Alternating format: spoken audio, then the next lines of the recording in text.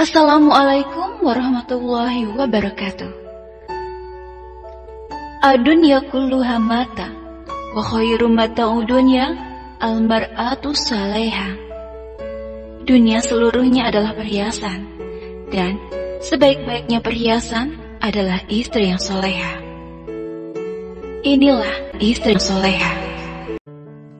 Episode ke-35. Aisyah melihat sang kakak yang fokus mengemudikan kendaraannya. Dia yang duduk di sampingnya terus melihat wajah Ahmad dengan lekat. Merasa dilihat terus oleh adiknya, Ahmad langsung meraba wajahnya. Takut jika ternyata ada sesuatu yang menempel, hingga membuat Aisyah terus melihat dirinya. Ada apa? Kenapa kamu melihat kakak terus? Tanya Ahmad penasaran setelah diyakininya jika tidak ada apapun di wajahnya. Aisyah tersenyum. Wajah kakak paling mirip dengan Abah. Melihat wajah kakak, serasa melihat wajah Abah. Kerinduanku pada Abah menjadi sedikit berkurang. Ahmad lantas tersenyum. Dia lalu memegang kepala adiknya, mengelusnya perlahan. Jika dengan melihat wajah kakak kerinduanmu pada Abah menjadi berkurang, maka lihatlah terus wajah kakakmu ini. Ahmad berkata sambil tersenyum. Aisyah ikut tersenyum, namun sambil menundukkan kepalanya. Tiba-tiba dia menjadi sangat sedih. Kakak, aku masih tidak percaya jika Abah sudah tidak ada, ucap Aisyah sambil menahan tangis. Ahmad langsung melihat adiknya. Abah hanya pergi duluan. Kita semua akan menyusulnya. Jika amalan kita sama, maka kelak kita akan dipertemukan lagi dengannya. Aisyah menganggukkan kepalanya. Mereka terdiam sejenak. Dik, apa Umi sudah bercerita padamu tentang lamaran pada saudari-saudari kita? Aisyah langsung mengangguk. Kakak bingung, terutama untuk menentukan calon suami untuk Siti dan Lela. Kalau untuk Maryam, kakak tidak terpikir untuk menikahkannya sekarang. Umurnya baru 17 tahun. Seperti kamu, kakak dan Umi akan menikahkannya di umur 20 tahun saja. Aisyah mengangguk setuju. Lela dan Siti menyerahkannya pada kita. Walaupun kakak sudah meminta mereka untuk memilih sendiri jodoh yang mereka inginkan, karena itu pesan Abah. Aisyah terdiam. Dia mengerti kenapa kedua kakaknya melakukan itu. Mereka tahu jika pria yang dipilihkan untuk mereka pasti sudah paling yang terbaik. Dia juga tahu jika kedua kakaknya itu tidaklah trauma dengan rumah tangga sebelumnya. Mereka sadar jika semua laki-laki tidaklah sama. Aisyah disambut bahagia oleh kedua mertuanya. Dia langsung dipeluk dengan erat oleh sang mertua. Setelah berbincang sejenak dengan ayah, Ahmad lalu pamit untuk kembali ke pondok pesantren. Ibu lalu mengajak menantunya untuk duduk, dengan sambil terus mengelus perut sang menantu yang sudah agak menonjol. Dia bertanya makanan apa yang menantunya inginkan. Ibu, aku tidak mau apa-apa, jawab Aisyah merasa sedikit terharu melihat ibu mertuanya yang amat sangat menyayanginya. Kalau aku mau sesuatu, pasti aku katakan pada ibu nanti. Iya, jangan segan-segan. Kalau mau sesuatu, langsung katakan ya. Ingat, ini juga rumahmu dan ibu adalah ibumu. Aisyah mengangguk. Ibu lalu mengantar Aisyah ke kamarnya, memintanya untuk beristirahat sementara dia akan menyiapkan makanan untuknya. Walaupun Aisyah melarangnya, namun ibu nampak bersemangat untuk memanjakan menantu kesayangannya. Aisyah duduk di atas tempat tidur. Melihat sekeliling membuatnya merindukan si empunya kamar. Apa kamu juga merindukan papamu, nak? Ucap Aisyah sambil mengelus perutnya. Tiba-tiba ponselnya berdering. Dia langsung tersenyum senang melihat jika orang yang dirindukannya menelpon. Kami baru saja membicarakanmu, ucap Aisyah setelah menjawab salam sang suami. Kami? Kamu pasti sedang mengobrol dengan ibu. Bukan. Ayah? Bukan juga. Lalu? Alfian penasaran. Aku sedang mengobrol dengan anakku. Alfian tersenyum. Apa yang kalian obrolkan? Kami merindukanmu. Aku juga sangat merindukan kalian. Aisyah tersenyum sambil mengelus perutnya. Katakan, apa anakku nakal hari ini? Apa dia membuat ibunya kerepotan? Tidak, hari ini justru kami makan banyak. Banyak sekali. Jangan kaget ya jika pulang nanti aku sudah gendut. Alfian tertawa. Tidak, aku malah sangat ingin melihatmu gendut. Tunggulah. Tidak akan lama lagi aku pasti akan gemuk, dengan perut yang buncit dan pipi yang tembem. Keduanya tertawa cekikikan. Malam hari, ibu membawakan makan malam Aisyah ke kamarnya. Kenapa ibu repot-repot? Aku akan makan bersama ibu dan ayah di bawah. Ibu lalu mengatakan jika ada keponakannya datang. Dia seorang laki-laki yang umurnya hampir sama dengan Alfian. Saudara sepupuan ini tumbuh besar bersama seperti layaknya kakak beradik. Aisyah akhirnya mengerti kenapa dia tidak bisa makan malam bersama. Ibunya tahu jika dia akan kerepotan jika harus makan dengan mengenakan cadarnya. Ibu, apa yang datang itu ke Andre? Iya, kamu tahu. Suamiku sering membicarakannya. Katanya dia sangat merindukannya karena sudah lama tidak bertemu. Ibu terdiam. Andre sekarang berbeda dengan Andre dulu. Ibu tidak menyukainya. Kenapa? Bukankah kata suamiku dia sudah menjadi orang yang sukses? Iya, dia sudah sukses sekarang. Tapi kesuksesannya membuatnya lupa diri. Aisyah terdiam. Beberapa saat kemudian, Aisyah turun ke bawah. Ibunya memintanya untuk turun karena Andre yang ingin mengenal istri Alfian. Sesampainya di bawah, dia melihat seorang laki-laki yang sebaya dengan suaminya tengah mengobrol bersama kedua mertuanya.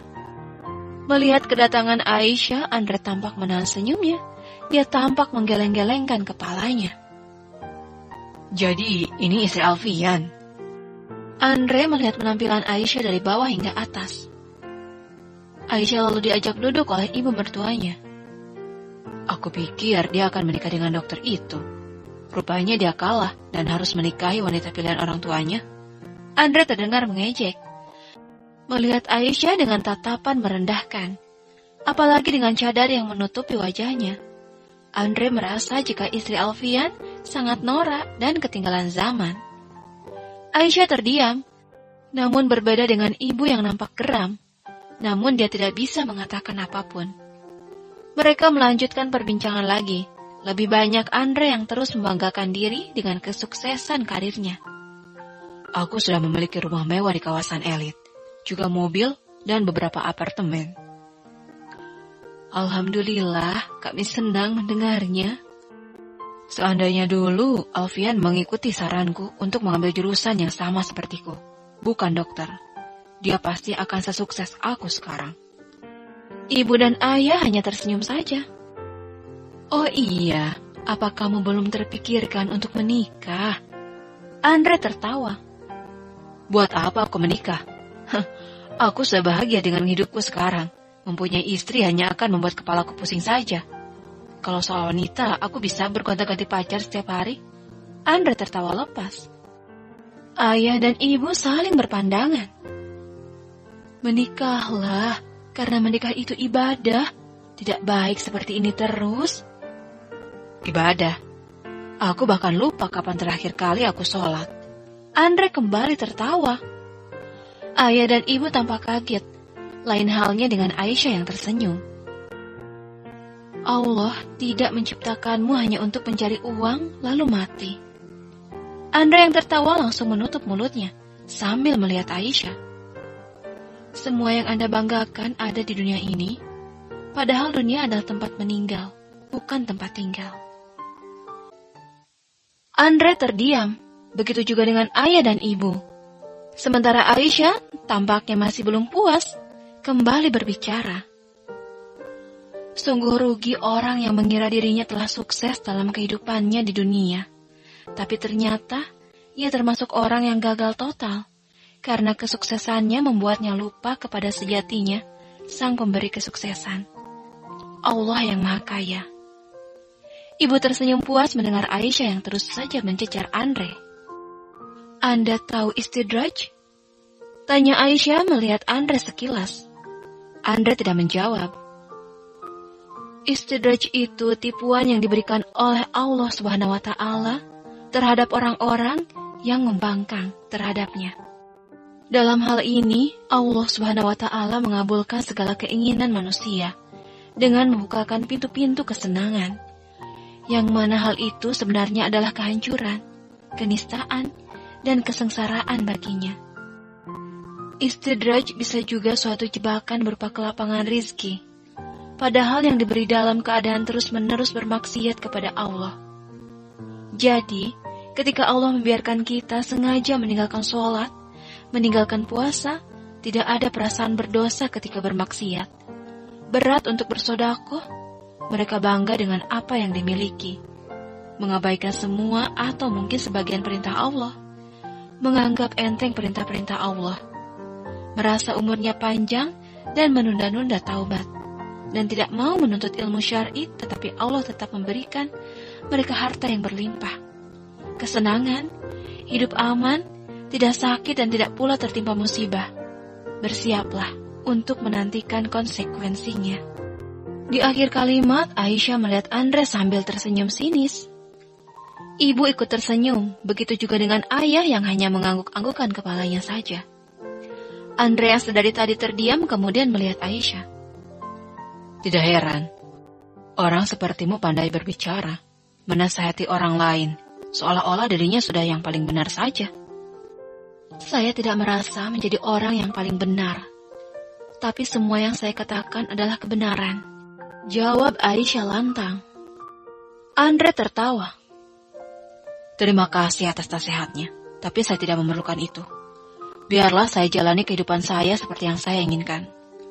Andre berdiri dari duduknya. Oh iya, saya sadar di posisi saya sekarang. Banyak orang yang akan iri dan dengki. Andre melihat Aisyah dengan angkuh. Aisyah menahan tawanya. Kenapa saya harus iri? Karena kadang hidup yang terlihat mewah, nyatanya belum tentu indah. Kadang Allah mungkin memberikan seseorang kesenangan duniawi, namun tidak serta-merta dengan ketenangan hati. Lanjut Aisyah lagi. Andre yang tertawa kembali langsung menutup mulutnya.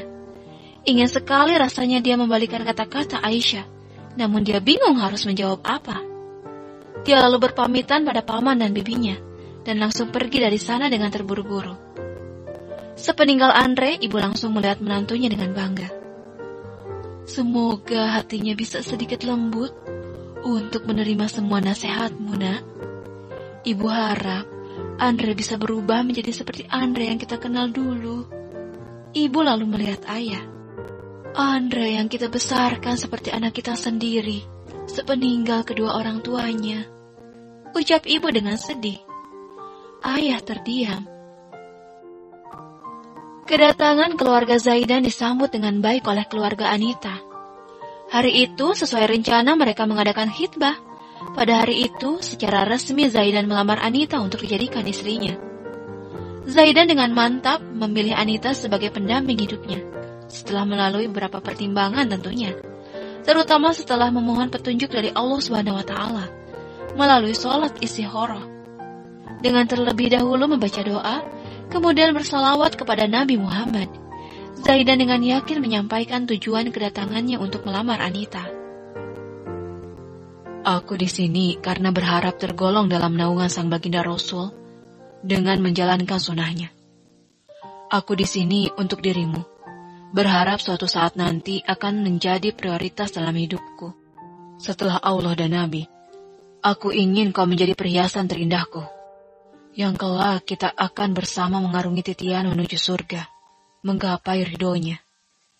Aku ingin kamu menjadi halal bagiku untuk melihat dan menyentuhmu.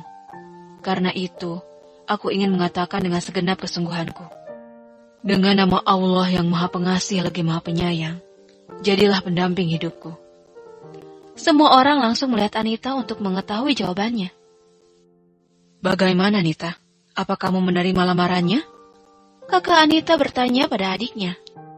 Anita terdiam. Dia tidak mengatakan apapun, hanya semakin menundukkan kepalanya saja. Semua orang lantas merasa senang. Mereka semua seolah sudah tahu jika diamnya seorang gadis ketika dilamar adalah izinnya atau persetujuannya atas lamaran itu. Kini Anita telah menjadi seorang maktubah atau perempuan yang telah resmi dilamar. Maka dengan demikian dia tidak boleh menerima lamaran lelaki lain. Walaupun sempat diliputi rasa ragu setelah apa yang telah terjadi dengan Nurul dan keluarganya kemarin, namun berkat Aisyah yang telah meyakinkannya, maka akhirnya Anita dengan mantap menerima lamaran itu. Karena seperti apa yang dikatakan Aisyah padanya, dia tidak akan menemukan lagi pria baik seperti Zaidan. Maka rencana pernikahan pun langsung mereka bahas. Atas persetujuan kedua keluarga, maka pernikahan akan diselenggarakan secara sederhana dalam waktu dekat ini. Karena mereka ingin rencana baik ini tidak lagi ditunda-tunda. Beberapa hari berlalu. Aisyah masih tinggal di rumah mertuanya. Dia memilih untuk tinggal lebih lama di sana, karena melihat kedua mertuanya yang sangat senang dengan kehadirannya di rumah mereka yang sepi. Aisyah tahu jika kehamilannya membuat mereka sangat bahagia. Seolah mimpi yang akan menjadi kenyataan. Mertuanya terlihat tidak sabar untuk segera menjadi seorang kakek dan nenek. Terlebih dengan sang ayah mertua. Semenjak kabar kehamilan sang menantu, kesehatannya yang sebelumnya sering menurun mendadak merasa menjadi sangat sehat dan bugar. Bahkan sekarang tidak jarang dia ikut membantu istrinya untuk memanjakan sang menantu. Seperti kali ini, ayah tampak sibuk mengambil mangga muda di halaman belakang rumahnya untuk Aisyah. Tentu saja Aisyah senang. Bersama ibu dia memakan rujak mangga di bawah rindangnya pohon di belakang rumah. Andre yang kembali datang karena ada keperluan penting dengan pamannya, mencari-cari keberadaan paman dan bibinya. Setelah melihat jika semuanya ada di halaman belakang rumah, Andre segera akan menghampirinya, dengan senang karena kebetulan melihat Aisyah ternyata juga ada di sana. Kejadian tempo hari masih membuatnya jengkel. Dia masih tidak terima wanita seperti Aisyah yang dianggapnya kampungan bisa seenaknya menasehatinya. Kebetulan Aisyah rupanya masih ada. Sekalian dia akan membuat Aisyah takjub akan apa yang akan disampaikannya sekarang. Kehadirannya belum disadari oleh paman dan bibinya, juga Aisyah yang tampak asyik mengobrol sambil memakan sesuatu. Andre semakin mendekati mereka, namun kemudian dia tertegun melihat wajah Aisyah yang tidak tertutupi cadar seperti kemarin. Andre kaget melihat kecantikan Aisyah, walaupun terlihat dari samping. Dia tidak menyangka jika di balik cadar yang kemarin dia anggap norak itu ternyata menyembunyikan kecantikan yang terpancar secara alami, tanpa ada sedikit pun riasan make up di wajahnya. Andre lalu semakin mendekat, hingga kedatangannya akhirnya disadari oleh Aisyah, yang langsung memalingkan wajah sambil menutupinya. Dia lalu segera memakai cadarnya yang disimpan tidak jauh dari sana. Ayah langsung menyambut kedatangan Andre, yang langsung mengutarakan maksud kedatangannya. Aku minta kepada paman untuk memantau perbaikan masjid di kampung sebelah. Baru saja aku memberikan sumbangan senilai 100 juta untuk memperbaiki atapnya yang akan roboh. Ucapnya dengan nada sedikit sombong. Alhamdulillah, nak. Semoga Allah segera melipat gandakan harta yang telah kamu keluarkan di jalan Allah. Jika dananya kurang, jangan segan-segan untuk memberitahuku. Aku akan menambahkannya lagi. Pamannya mengangguk.